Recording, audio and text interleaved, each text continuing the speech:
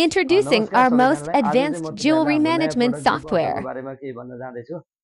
दिप अर्थ चाहिँ अहिलेको लागि हामीले ज्वेलरी म्यानेजमेन्ट सिस्टम भनेर लन्च गरेका छौँ। यो चाहिँ स्पेसल्ली सुन पसलको लागि चाहिँ अथवा गहना व्यवसाय सम्बन्धी चाहिँ स्पेसल एडभान्स सफ्टवेयर हो। यो चाहिँ यति एडभान्स सफ्टवेयर छ कि सुन पसलको हरेक क्यालकुलेसनदेखि लिएर हरेक सानो सानो प्रब्लमलाई चाहिँ डिजिटल्ली यसले सल्भ गरेको छ।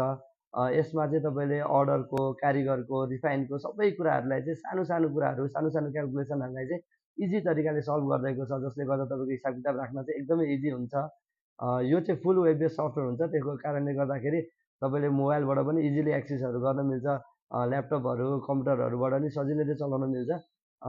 र यसै गरी हामीले चाहिँ अब दिप अर्थबाट ज्वेलरी म्यानेजमेन्ट सफ्टवेयर मात्रै होइन, इआरपी सफ्टवेयरहरू पनि लन्च गर्दैछौँ र अरू डिफ्रेन्ट बिजनेस सफ्टवेयरहरू पनि लन्च गर्दैछौँ। त्यसको लागि चाहिँ हाम्रो फेसबुक, इन्स्टाग्राम, युट्युबमा चाहिँ हेर्दै गर्नु होला।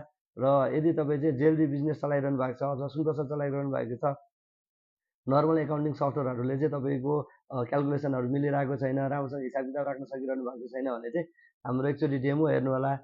यसमा चाहिँ हामीले फुल ज्वेलरीलाई चाहिने कुराहरू सबै राखेका छौँ।